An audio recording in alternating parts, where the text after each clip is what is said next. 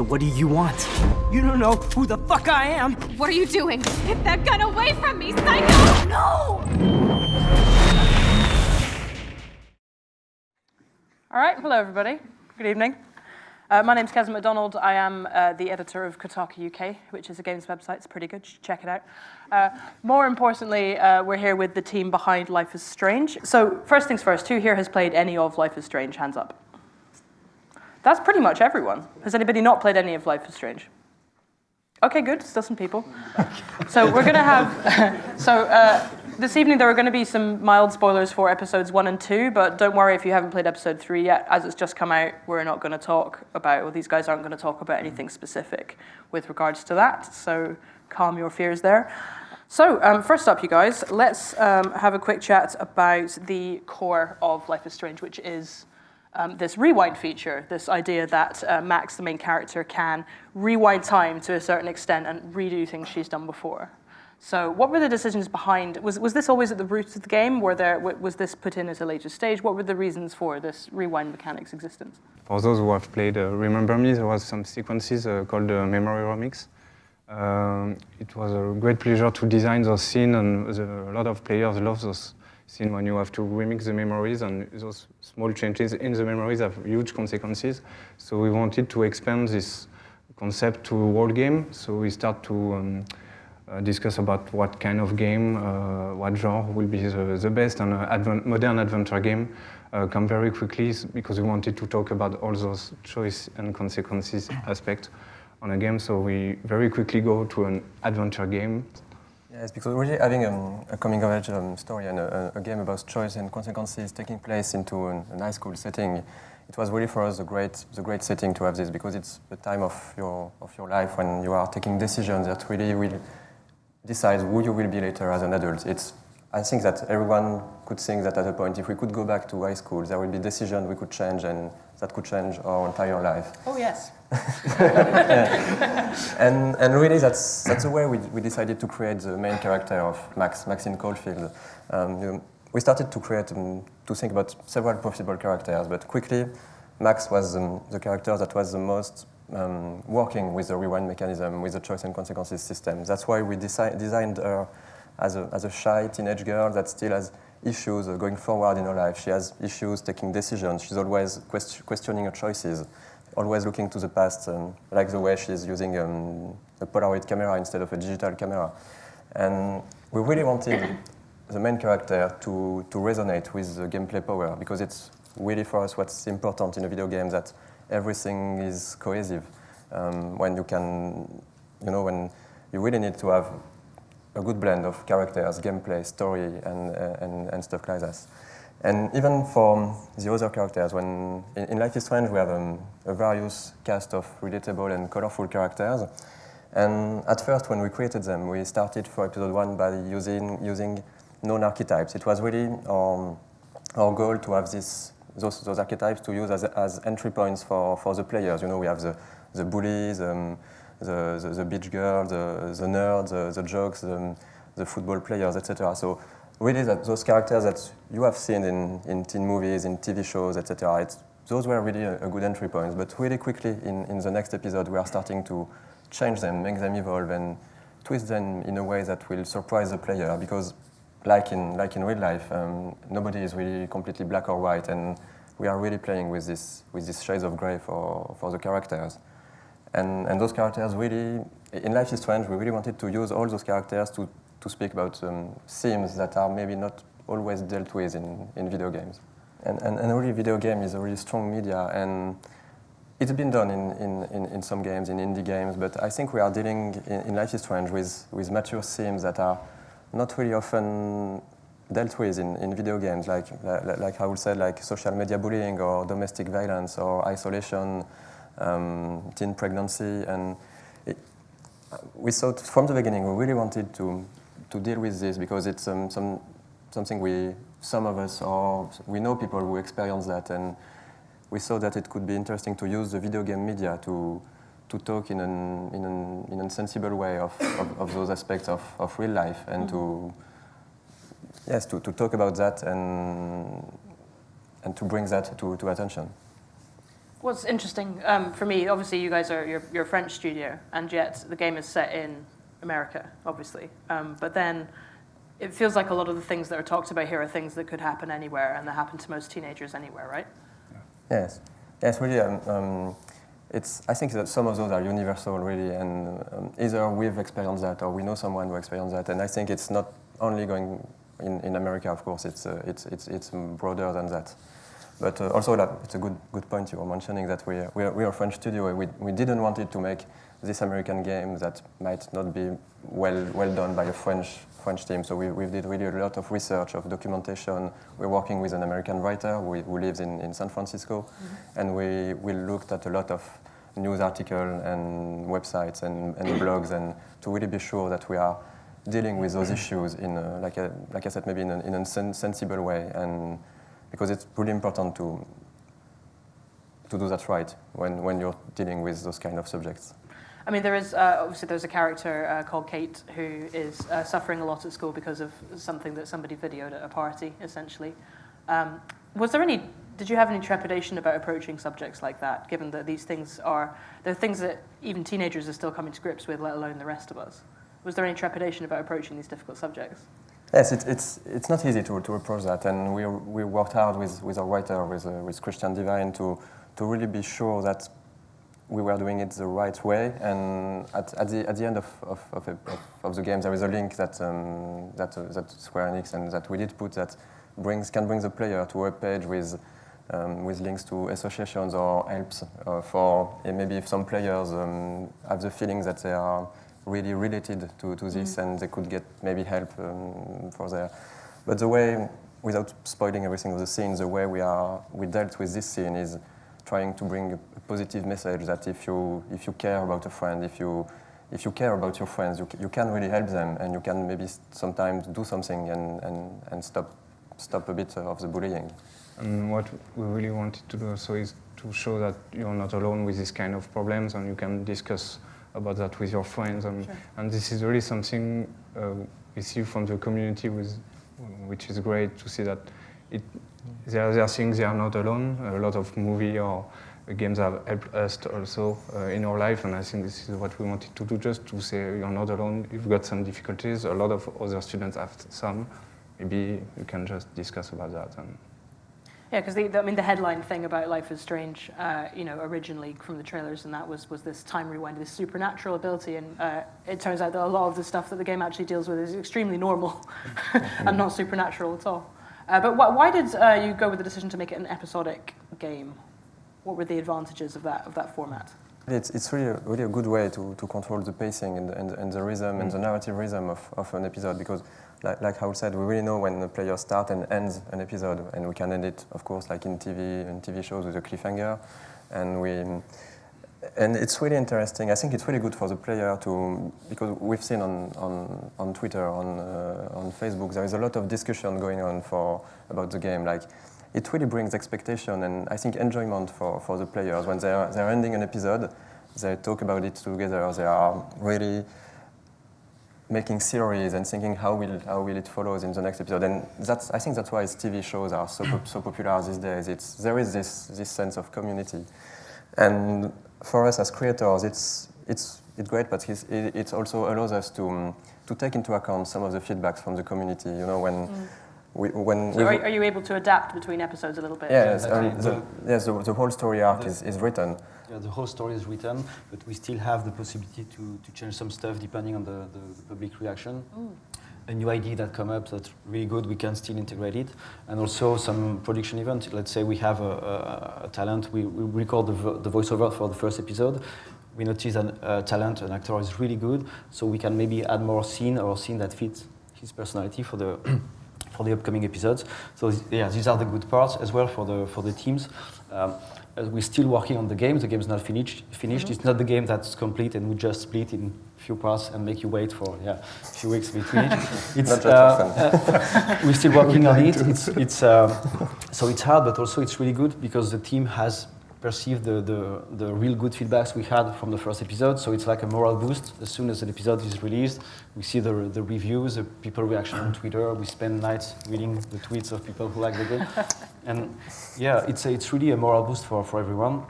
And also, there's the downside. Yeah, on the production perspective, it's really exhausting because the teams are working. Some are in the debug phase, and some other are in the middle of the production of an episode. And other are working on the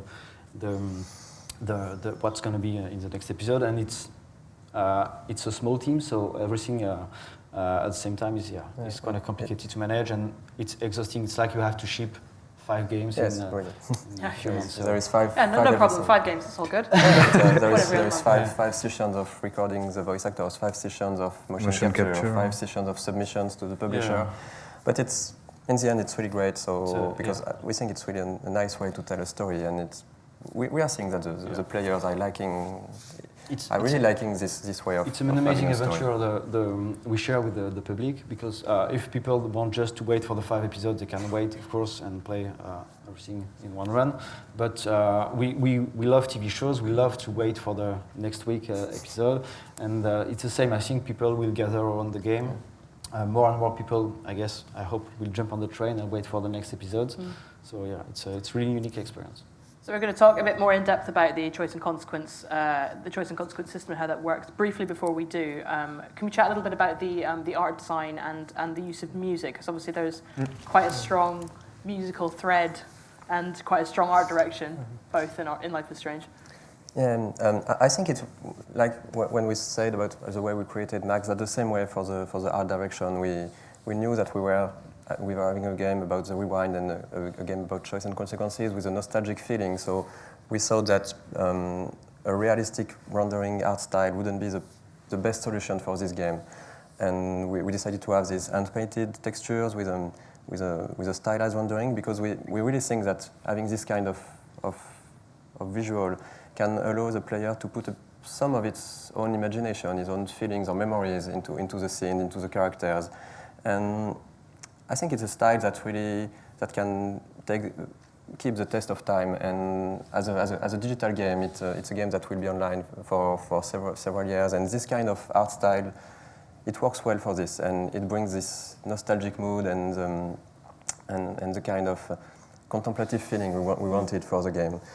But on top of this stylized rendering, we still have state-of-the-art lighting technology. We really worked hard on the lighting, because the light is something that's really, really important for the mood of the game, for this autumnal feeling, a bit like in a cocoon mood. Sorry. So yeah, that's why we went for this style of visuals, and it's a bit of the same approach for the music, about the nostalgic feeling. And yeah, as you say, for the music, we use a lot of different artists. All these ones, as it happens. Since the beginning of the project, we use a lot of tracks, even on prototypes scene, we are putting some tracks of artists we like. And one of the artists was Jonathan Morali from the band, a French band, Scene Matters. So we contact him after we contact Square. Square allows us to contact him to ask if it will be okay if we use some tracks of Scene Matters band. This is the tracks you can hear, for example, in the corridor, at the beginning of the game when Max is putting her headphones, or at the end of episode 1. And as we talk with him, it was a great pleasure for us to see that he loves the project. He loves the project. And he's a huge gamer. Yeah, he's a huge gamer. He's a huge Souls gamer. Yeah, Bloodborne. And so he wanted to be a part of the game itself. So we asked him if he wanted to do the score. So all the score of the game is done by him himself, because he's the head of the Scene Matters project. So we got on one side this score with a very, like you say, a nostalgic feeling and this autumnal feeling we wanted to keep, but also more dark scenes you can see in the next episodes. And having those licensed tracks, we really wanted to push to have some artists like this we like, and those kind of licensed tracks tell a lot about the characters also, because Chloe won't listen to the same music as Max or even Rachel. So this is really something we wanted to have. The fact that in a game the interactive aspect is really something unique. So we use a lot of layers on those songs to, for example, if you sit on a fountain, you will add we will add some layers to the music to be able to give rewards to the player who will take his time. Also, you can play some guitar when you play a song in your bedroom. You can play some guitar on top of this song, and it will be. So this is this kind of small details we wanted to add for the music and the sound design. So. Yeah, there's a line, not spoilers. There's a line in episode 3 where Max is like, you know, you're down when you don't care about music. Which, yeah, obviously this game cares about music. And Exactly. there's also we are using the music in the game in some way. Like for example, there was this scene in episode 1 when Chloe asks Max to put a CD in the hi-fi. So at first the music is coming from the speakers from in the room, but as soon as you exit the room and explore Chloe's house, the same music starts to be the score and to follow Max around in a way that brings this nostalgic feeling to the whole scene. So we can really use, and we're using the music in the game to really bring another narrative layer to the whole game. So we're going to dive a bit deeper into how the choice and consequence system works now. But first, we have the story of what the game was originally, and we have some very early materials from the design docs and other stuff that's all quite interesting. So I will leave you guys to talk through that. Yeah, for the title. Yeah, so What If was the code name of the game when we started working on the project. And of course, when we signed the project with Square, we knew that we needed to find another title, because at this moment there was a movie with Daniel Radcliffe, I think, that was just coming out with the same title, What If, and our previous game was already a movie with Robert Pattinson, so we thought that it could be cool to have a new title. And Life is Strange was our idea for the title of the first episode of the game, but when we talked about it with Square, we saw that really it could be a great name for the whole series, because it's what Life is Strange is about. It's about life and about real life issues, and this is a title that really sums up the ideas of the game and could work for other seasons and for a series as a whole.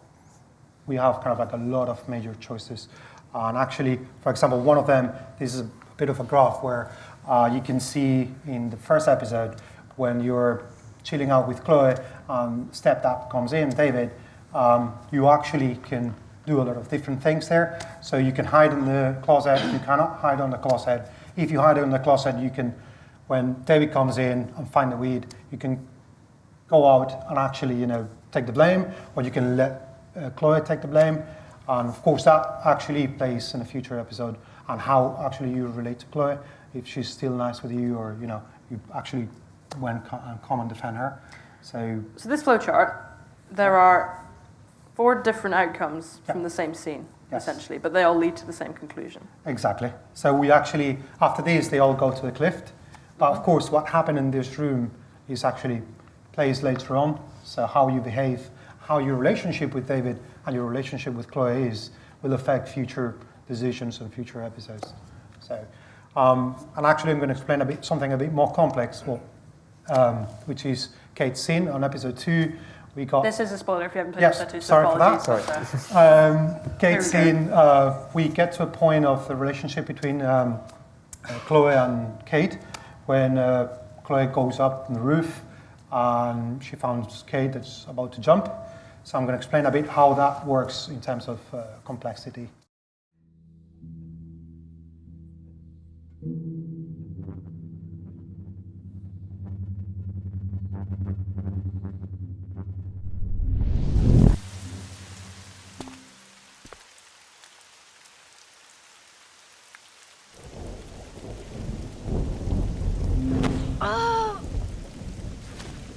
What are you doing here, Max?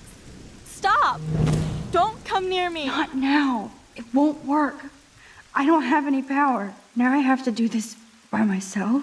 Did you come to get another Pulitzer shot like yesterday, Max?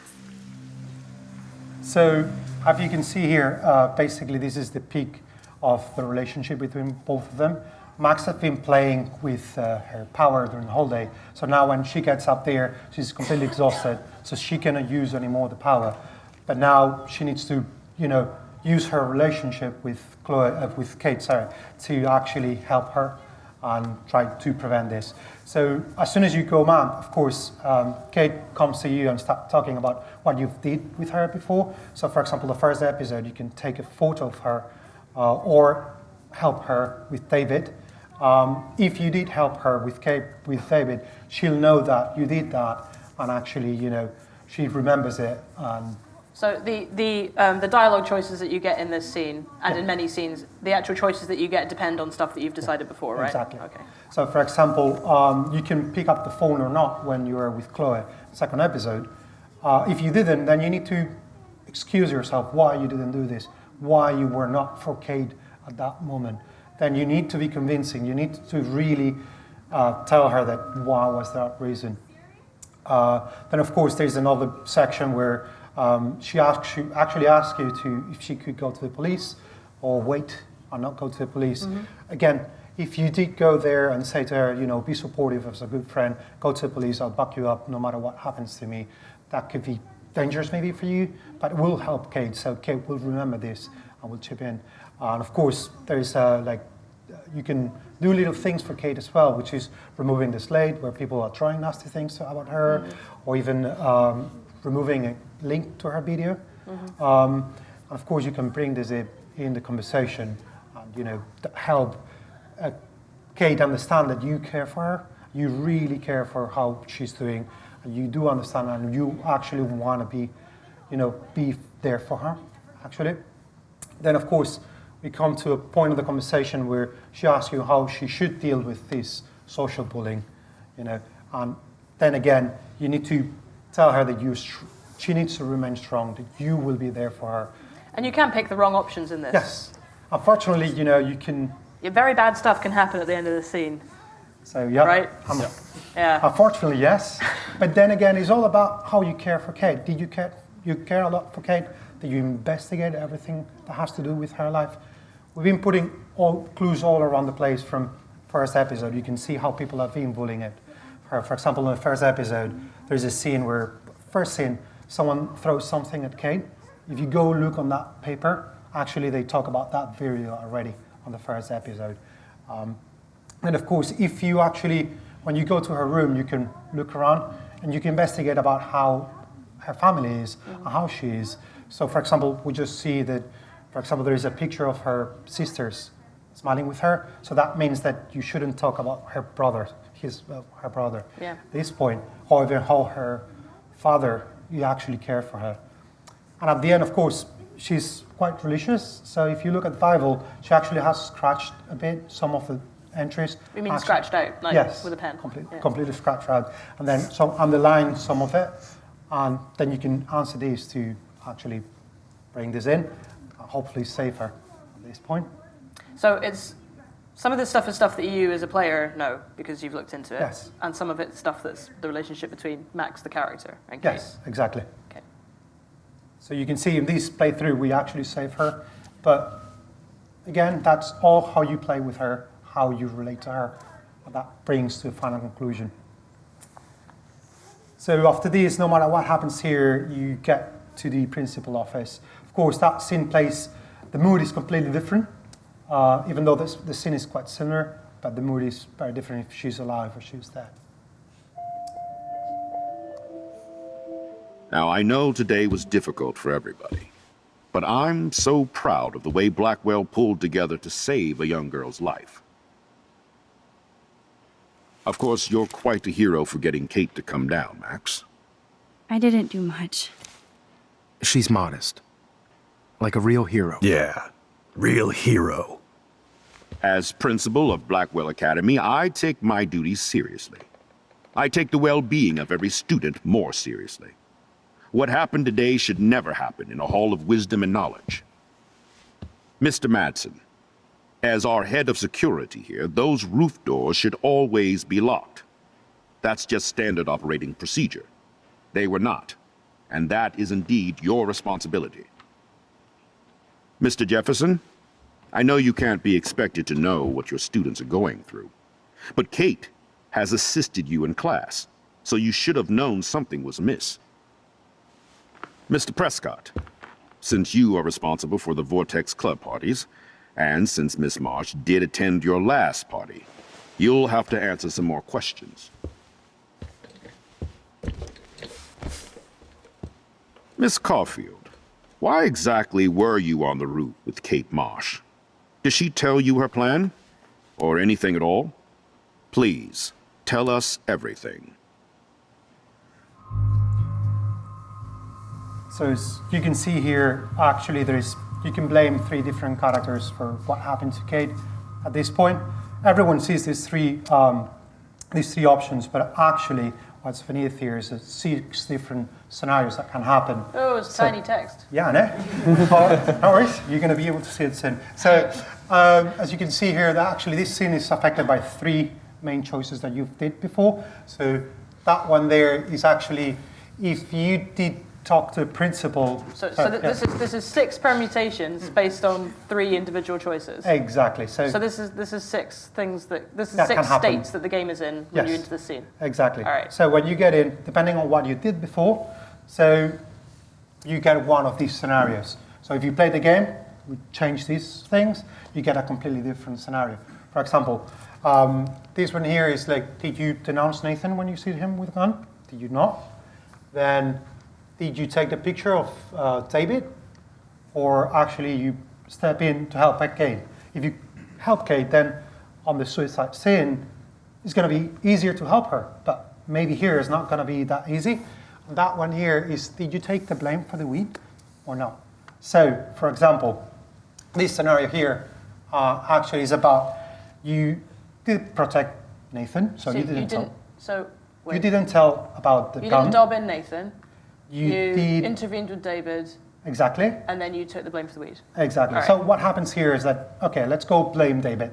You blame David then because you don't have a picture. So David comes in and like, oh, you know, Max cannot be trusted because she's actually a drug dealer. So then everything goes against Max. Okay, let's try to blame Nathan in this case, yes? But you didn't talk about Nathan before. So why the principal should trust you now? And plus, David says, oh, you cannot trust Max because she's a drug dealer. So the only guy that actually you can blame is poor Jefferson. Poor blameless Jefferson. Exactly. You know, I mean, come on. He hasn't not anything wrong. So, but it's the only way out if you don't want to be expelled. So the 2 things that can happen at the end of the scene is that either Max gets expelled or she doesn't. Yes. But depending on what you've done, then the way to make those 2 things happen is completely different. So in this scene, what can happen is like Nathan can get expelled, David can get suspended, Max can get suspended, and then Jefferson doesn't get to go to the art gallery. Okay. Friday. So there you go. Poor Jefferson. So, yeah, that's how these actually work. So it's really complex. Even though if you see one, you may see, oh, there's always scripted, but no, it's actually taking every single decision. So if everyone in this room is like me, you're desperately trying to read that little text to see which permutation you got. But I believe this picture will be out there, so don't worry if you can't currently. So, and this is one on the second episode. Now, I'm going to show you this is for a future episode, so this is actually blurry, so you cannot read anything. Don't try, don't worry, you know. Now I see the purpose of the tiny text. Yeah, there you are. See? So this is actually one of the scenes on future episodes, and this is how complex these choices are. So we take every single detail and we bring it into the conversation and we bring it to the outcome. Actually, this has like 4 different outcomes and all these to take into account before we get out of this.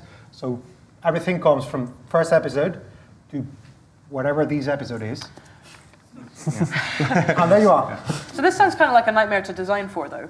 Is it? Or have you found elegant? All right. It is. But how do you write around this? Like, what can you do to make all of this still make sense, even if there are 25 the idea was we began with a small amount of choices, and on each episode we had some, so okay, the tree is growing. But yeah, this is the whole idea of this game. We wanted really to have those small consequences aspect, and of course the long-term consequences that you can't expect. So the small-term consequences, as Alejandro talked about in the principle, you see, okay, this one is fired, what choice will I keep? Okay, I keep this one, but you don't know, of course, in maybe 2 episodes if it will come back. And it would be another consequences that, of course, you don't expect at all. So this is kind of small, short-term and long-term consequences we really wanted to deal with, because of course, the important is not really to make the choice, because it's difficult to make the choice at the moment, but it's really to live with it after and to try to continue episode after episode to live with those choices you have made maybe before. And of course, the rewind power is here to talk about that. And I think as well, what's interesting is that there's no right or wrong. So the choices are actually what you think is right, what you think is wrong. There's no right or wrong in reality. There's no correct answer to exactly. each choice. So, what could be good for now for me may be really bad for me in the future, or vice versa. So that's what we always try to bring to any single choice that we design. So not right answers. There's never a right answer. And yes, actually, it's I think one of the main themes of the game is that at a point you have to accept your choices, to accept fate, and to live with it. And there is no perfect walkthrough in the game, like there is no perfect walkthrough in life. So that's really one of the main ideas behind this game. And yes, it's really hard to work on all these choices, because in the game, when you're playing the game, you've seen this small butterfly on the top left corner. Every time you see this butterfly, it means that you've made a decision that will impact your story at a point. So, and we are not lying. We are really using all those moments to change the game later, and it can be like you said, some really big changes, like some different characters, someone dying, but it's also a lot of smaller consequences, like getting a text message, having new lines in the dialogue, characters reacting to Max in a different way, receiving emails, characters who dress differently, change in environment, and so on. We are really, every time in the game, bringing your choices into the game. So this is really, you're playing a story that you really created based on what you did in the game.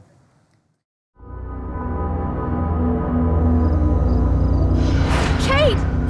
I think we're all responsible for what happened.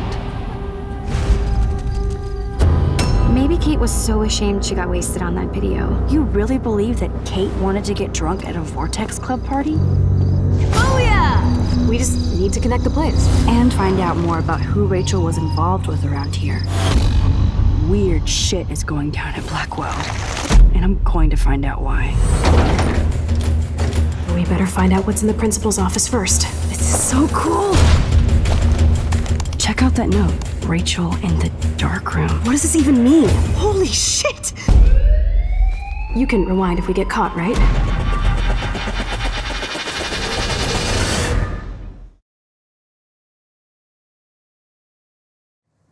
Okay, well, thank you very much to these lovely gentlemen. Let's give them a large round of applause, please. Thank you.